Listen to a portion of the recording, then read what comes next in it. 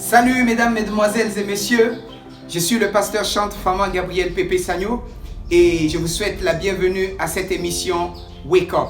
Wake Up qui veut dire réveille-toi. Certainement tu diras, ah ben oui, tu connais la suite. Réveillé. Cette émission Wake Up qui t'amène à éveiller ton esprit, à éveiller ton cœur, à éveiller ton âme, à changer et transformer ta vie pour le bon et pour le meilleur. Oui, c'est cette émission Wake Up. Suis cette vidéo jusqu'à sa fin et tu verras ce que ça va te faire en termes de bien. Et surtout, il faut t'abonner si tu n'es pas abonné. Et donne un like. En plus, commente et partage au plus grand nombre de personnes que tu peux partager. Ça fera du plaisir aux gens et ça transformera des vies et tu aurais contribué à la transformation de ta société. Merci, à tout de suite.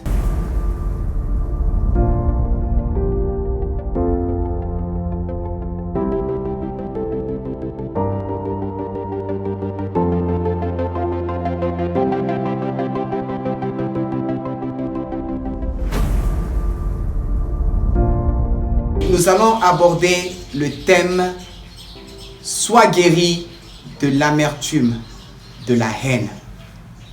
Vous savez, dans le monde entier, quand nous voyons qu'il y a des tueries par-ci, il y a des tueries par-là, il y a des gens qui deviennent des terroristes, il y a toute une criminalité dans le monde et il y a certains qui sont tellement méchants et agressifs envers les uns et les autres.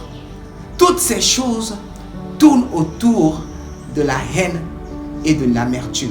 Au fait, le fruit et les conséquences de l'amertume et de la haine, ce sont ces atrocités que nous voyons aujourd'hui dans le monde. Et je vais vous lire un verset qui le prouve. Et ce verset se trouve dans Hébreux chapitre 12, le verset 15. Veillez à ce que nul ne se prive de la grâce de Dieu, à ce qu'aucune racine d'amertume pousse des rejetons et ne produise du trouble. Je reprends.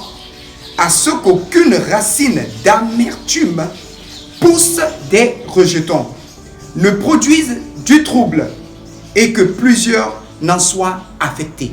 Ce verset nous parle ici de racines d'amertume qui poussent des rejetons. Des rejetons, ce sont des petites plantes qui poussent à partir d'une racine ou à partir d'un tronc d'arbre. C'est ce qu'on appelle le rejeton. Et ce rejeton qui est poussé à partir de la racine produise du trouble. Du trouble où ça? Du trouble dans la société, du trouble dans le monde, du trouble dans les familles, du trouble partout où cette personne victime de cette amertume au fait se trouve. Nous savons que la cause de l'amertume est certainement des choses auxquelles nous nous sommes attendus et que nous n'avons pas reçues. Une fille qui est manipulée par un homme, espérant avoir en retour de l'amour, cet homme l'a trahi, ça crée de la haine, ça crée de l'amertume. Et le résultat, c'est que cette fille veut se venger, cette fille veut faire du mal. Un enfant qui attend de l'amour de son père ou de sa mère et n'a pas cet amour ou n'a pas cette attention a une déception, a une frustration. Et cette frustration crée l'amertume, crée la haine. Les personnes qui ont été victimes de la pandémie Covid et toutes les autres pandémies aussi, sans parler de ceux aussi qui ont traversé aussi la guerre, tu es là, tu vois soit ta mère, soit ta soeur en train d'être violée par des bandits, par des brigands. Et tu vois ces brigands en train de marcher dans la nature sans qu'il y ait justice ni rien. Tu vois quelqu'un qui est là, qui tue quelqu'un qui t'est cher. Et tu n'arrives pas à faire quoi que ce soit. Toutes ces choses sont des sources qui créent une certaine amertume, une haine en nous par rapport à une personne, par rapport à un événement, par rapport à une situation. Et souvent, nous nous voyons hantés par rapport à tous ces événements. Et souvent, cela nous attriste, cela nous abat, parce que ça sonne dans notre cœur. Vengeance, vengeance, vengeance, vengeance et vengeance. Voilà pourquoi nous avons des terroristes. Voilà pourquoi nous avons des brigands. Voilà pourquoi nous avons des gens qui cherchent à tuer, des gens qui cherchent à détruire seulement la société. Mais je vais vous raconter une histoire qui va bouleverser votre vie, qui va changer votre vie aujourd'hui. Si vous traversez cette situation, je vous demande de suivre, s'il vous plaît, cette vidéo sans rien manquer, sans rien laisser. Et vous allez voir ce que ça va vous faire. C'est donc l'histoire d'une fille qui, à partir de 7 ans, se faisait abuser par son oncle. Ses parents avaient laissé cette fille avec son oncle parce qu'ils allaient à une mission où ils risquaient de perdre leur vie. Et effectivement, les parents ont perdu leur vie et la fille est restée avec son oncle. Et l'oncle passait tout son temps à abuser de cet enfant. Il a transformé cet enfant en un instrument de satisfaction de ses désirs immoraux, de ses désirs pervers, de ses désirs, je ne sais pas comment décrire ces choses. Depuis l'âge de 7 ans, chaque jour c'était la même chose. Il brutalisait cette petite fille, il la violait, il faisait tout ce qu'il voulait de cette fille. Et cette fille a grandi dans cette situation. Elle ne pouvait pas partager avec ses amis parce que ses amis pourraient utiliser cela pour se moquer d'elle, pour la faire honnir, ou bien utiliser cela contre elle dans l'avenir pour pouvoir la dénigrer. Elle ne pouvait expliquer à personne. Et l'oncle, tous les jours, passait son temps à faire la même chose, à répéter les mêmes choses. Cette fille a commencé à avoir au fond d'elle cette haine, cette aigreur, au fond de son cœur. Donc, la fille avait tellement mal dans son cœur, elle était tellement frustrée parce que, au fait, son oncle lui faisait subir, qu'elle a eu une certaine aigreur dans la société. Et cette aigreur, au fait, lorsque quelqu'un, au fait, veut être avec elle, ou lorsque quelqu'un est en train de lui parler, souvent elle a des réactions très amères à l'égard de ces personnes. Et voyant cette situation où elle ne pouvait pas aller partager avec quelqu'un, elle a commencé à développer des maladies. Elle tombait tout le temps malade, tout le temps elle était malade, tout le temps elle était malade, elle était affaiblie. Et on l'a menée à l'hôpital, on lui dit « Ah oui, c'est une petite maladie, c'est une petite maladie. » Parfois on dit que non, c'est un cancer. Donc les docteurs avaient beaucoup de versions concernant son état d'âme. Or en réalité, c'était cette douleur qu'elle avait au fond de son cœur qui lui a amené à avoir tous ces problèmes, parce que le cœur n'était vraiment, son cœur était vraiment attristé, son cœur était vraiment abattu, son cœur était vraiment amer. Cette fille, fatiguée de tout ce qui se passe autour d'elle, tout ce qu'elle est en train de vivre, tout ce qu'elle est en train d'endurer, elle voit qu'il est mieux de mourir que de continuer à vivre dans cette douleur. Elle prend des comprimés, elle commence à les avaler. Sous l'effet de la surdose des comprimés, elle tombe, elle s'évanouit et elle rentre dans le coma. Et c'est là maintenant, elle se retrouve dans un autre monde où il y a juste une lumière. Et voilà, tout d'un coup, il y a un homme rempli de lumière qui se présenta devant elle. Elle a commencé à avoir peur. Elle s'est allongée face contre le sol. Elle avait tellement peur. Elle avait tellement peur. Elle pleurait parce qu'elle se sentait dans un état d'insécurité. Mais cet homme l'a pris par la main et lui dit, ne crains point. L'homme lui a pris par la main et a commencé à marcher avec elle. Et c'est là qu'elle a commencé à être rassurée qu'elle est entre de bonnes mains. Et cet homme lui dit, tu sais, avant que tu sois né, j'étais là. Et depuis que tu es dans le sein de ta mère, je suis là, je t'observe et je te regarde.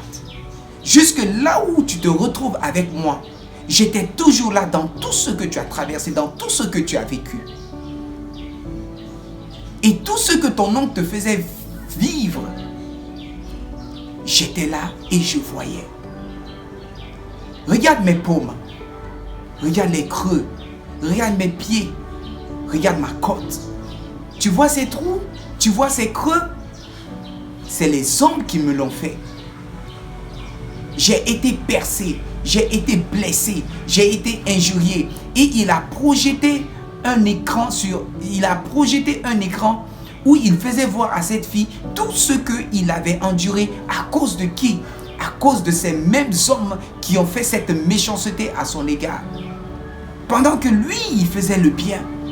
Il faisait du bien à toute la société. Il guérissait les gens. Et à la fin, il se retrouve maltraité, injurié, cloué à une croix. Il dit, tu vois, moi aussi c'est ce que j'ai traversé. Mais moi j'étais venu pour cette raison. Et voilà, dans cette manière de mourir, je suis mort d'une mort vraiment atroce, d'une mort vraiment difficile. Mais qu'est-ce que j'ai dit à la fin? Quand j'étais en train de mourir, je les ai dit, Père, pardonne-leur, car ils ne savent pas ce qu'ils font. Je les aimais et je les aime toujours. Et voilà pourquoi ils me transperçaient le corps. Mon amour ne faisait que grandir pour eux. Mon amour ne faisait que se développer pour eux. Et aujourd'hui, je suis ressuscité et me voilà aujourd'hui à côté de toi, avec toi, pour partager ce témoignage avec toi. Pardonne toujours les gens. Aime toujours les gens. Peu importe ce que les gens te font. Sache, ma fille, qu'ils ne savent pas ce qu'ils font. Ils sont souvent entraînés par un esprit ou par des choses qui les amènent à faire de telles choses pour pouvoir te briser le cœur, pour pouvoir te détruire, pour pouvoir t'anéantir. Pardonne tout le monde et aime tout le monde. Et tout d'un coup, elle se réveilla. Elle est sortie de son coma. Quand elle est sortie du coma, quelle est la première personne qu'elle a vue? C'était son oncle qui la maltraitait. C'était son oncle qui lui faisait du mal tout le temps. En train de pleurer, en train de se repentir de tout le mal qu'il était en train de faire à cette jeune fille. Et cette jeune fille, dès qu'elle s'est réveillée, elle a vu son oncle. Elle a été emportée par le message que cet homme qui s'appelle Jésus lui transmettait lorsqu'elle était dans le coma. Et tout d'un coup, elle fut saisie d'une compassion pour son oncle. Elle fut saisie d'amour pour son oncle. Et tout d'un coup, son oncle lui demandait de lui pardonner. Et elle dit à son oncle, je te pardonne. Je te pardonne. Je te pardonne. Je t'aime, mon oncle. Son oncle surpris, étonné, elle commençait à expliquer ce que l'homme qu'elle avait rencontré dans son coma lui expliquait. Et c'est là que son oncle a commencé à comprendre.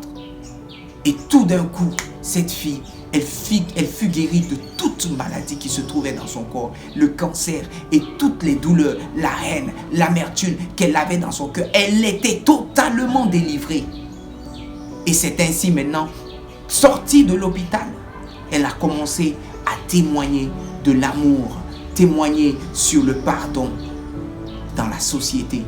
Et l'oncle aussi, qui a expérimenté cette manifestation de l'amour envers sa nièce, lui aussi a été délivré de cette obsession, de cette perversité, de son attitude qui était vraiment immorale, qui était perverse. Et lui aussi de son côté, il est parti aussi témoigner ce qu'il faisait et comment Dieu lui a délivré au travers de sa nièce. Tu as dû traverser une telle situation, ou peut-être pire que ça, ou encore, quand même les situations diffèrent d'une à l'autre. Mais laisse-moi te dire, parfois tu ne peux pas comprendre que tu es coincé, tu es bloqué, tu n'arrives pas à réaliser tes projets, tu n'arrives pas à te développer, tu n'arrives pas peut-être tu attends un enfant mais tu n'arrives pas à le recevoir, peut-être tu veux te marier mais tu n'arrives pas à te marier, tu veux réaliser des projets mais tu n'arrives pas à réaliser les projets. Parfois il y a des maladies qui sont en toi en train de te ronger, tu vas à l'hôpital, on dit non c'est juste ça, c'est juste ça, c'est juste ça, mais en réalité tu sens que en toi tu es en train de mourir à petit feu. Sache que c'est cette haine, c'est cette amertume qui est en train de te ronger, qui est en train de te détruire, qui est en train de t'anéantir, qui est en train de finir avec ta vie. Mon cher, ma chère, je te demande en ce moment, comme Jésus l'a si bien fait, si tu as une personne dans ton cœur, que tu gardes dans ton cœur depuis des années où je ne sais pas, et tu t'es promis, juré de ne jamais pardonner ces personnes. Si ils sont vivants, je te demande de les rencontrer, de les pardonner, de les pardonner, de les pardonner. S'ils sont morts, gloire à Dieu, mais pardonne-leur dans ton cœur. Dis simplement en toi, ce n'est pas de leur faute, ce n'est pas eux. Ils ne savaient pas ce qu'ils étaient en train de faire. Il faut pardonner. Pardonne et aime-les. Pardonne et aime-les comme Jésus l'a fait. Et tu vas voir les miracles qui vont se passer dans ta vie, les transformations qui vont se passer. Tu vas voir que même tout ce qui était bloqué dans ta vie sera débloqué. Pourquoi? Parce que tu as donné la place au pardon. Tu as donné la place à l'amour. Je te demande de prier avec moi. Dis, Seigneur Jésus, je sais qu'il est difficile de pardonner. Je sais qu'il est très compliqué de pardonner. Surtout à un niveau où ma vie est stagnante, où je n'avance pas et je ne progresse pas. Parce que ces personnes ont été la cause, la source de mon échec, de ma stagnation et de la situation dans laquelle je me trouve en ce moment. Seigneur, je te demande de me donner la force. Toi qui as aimé pendant qu'on te clouait à la croix, pendant qu'on t'insultait, pendant qu'on crachait sur toi. Tu as dit pardonne-leur car ils ne savent pas ce qu'ils font. Donne-moi cette capacité de pardonner. Donne-moi cette capacité, ce vouloir et le faire de pardonner. Donne-moi d'aimer mes ennemis. Et guéris mes blessures.